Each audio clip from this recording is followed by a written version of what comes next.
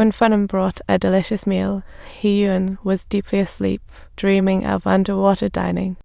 Funan looked at her dewy complexion and couldn't help but feel a twinge of envy. Wonsan announced at the dining table he would take Yangtze to fish by the seaside. Funan quipped that every time they went, it was like a luxury cruise, coming back empty-handed. Suddenly, the scene switched. Uncle Taizong sneaked into Funan's room like a hen stealing an egg. Judging by his expertise, it was clear this wasn't his first rodeo. Sure enough, Wonsan and Yangtze came home with their empty buckets. Entering, Wonsan saw remnants of grass, silently approving his brother's tactics. As a born and bred fisherman, Funan couldn't help but mutter spells lately since she always came back empty-handed. In an effort to shield his daughter from the disaster, Wonsan locked the door. Listening to the audio drama inside, Yangtze calmly snacked on some fruit. He was already accustomed to his father's concept.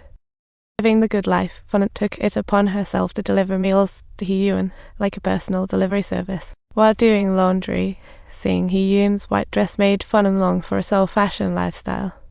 He even inadvertently brushed against Funan's chest, causing her to exclaim in surprise, "Wow, you really do have some impressive guts." What?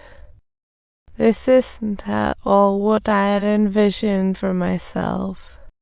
A man's face can be just as adorable as a dress, right? Just as they were getting excited, it seemed someone was spying on them from afar with a magnifying glass.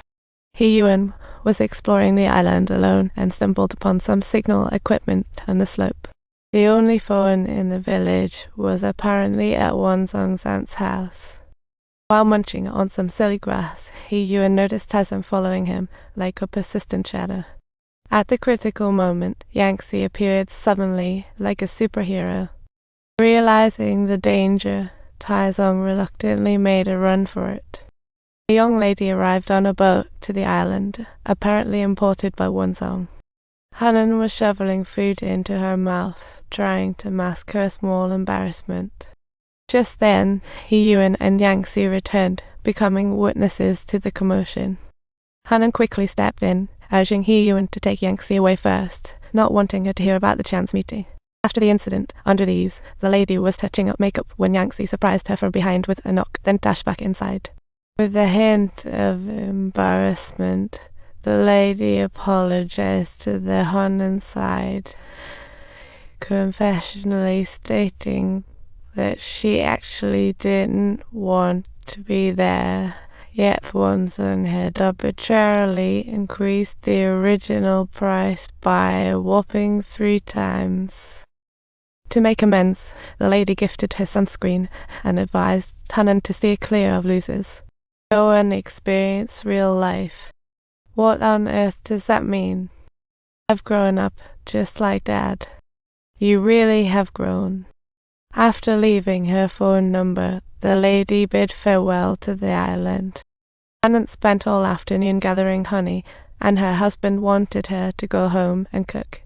Ignoring him, Funan pretended she didn't hear, but in a fit of rage, Wonsan smashed the beehive. Funan was instantly swarmed by bees. Despite her honey face, she still faced her husband's harsh punishment. However, she managed to remain calm and handed him some garlic to apply to his wounds for its antiseptic properties. Later, Funan sought out Yuan and elaborated on her journey of hardships. Yuan was puzzled as to why she allowed her husband to do such things. Funan didn't answer and instead changed the subject. When Funan returned home, she witnessed a loud drama unfolding. While collecting clothes, she found a treasure in her husband's pocket. "Excuse me, what did you say? Am I supposed to be immersing myself in my father's love?" A father's love is a kind of endeavor. What I'm referring to is not merely effort. Could you tell me where you are coming from? Did you perhaps obtain it from that particular person? No, it isn't.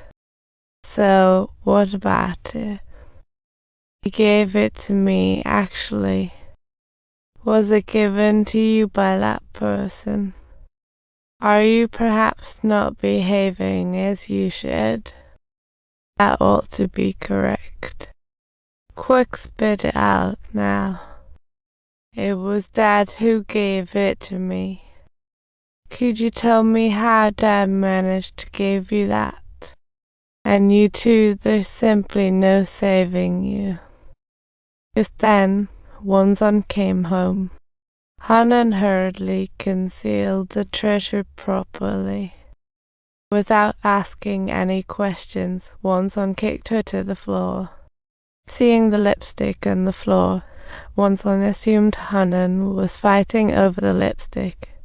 So he unscrewed the cap and smeared the lipstick all over Hunan's face.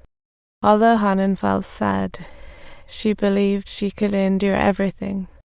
But she could never let her husband's hands touch her daughter. That was her bottom line.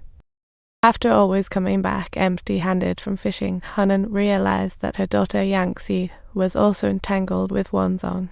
Thus, for the first time, she had the thought of assistance and was determined to fight back. Funan grabbed the sickle from the wall, wielding it like a warrior. But as she approached the door, she saw her daughter staring wide-eyed at her holding the sickle. For her child's sake, Funan chose to let go. Meanwhile, Yuan unexpectedly received news of his dismissal. It transpired to be a fantastical turn of events stemming from personnel adjustments. Don't forget to like and subscribe to continue watching. Thank you for your support.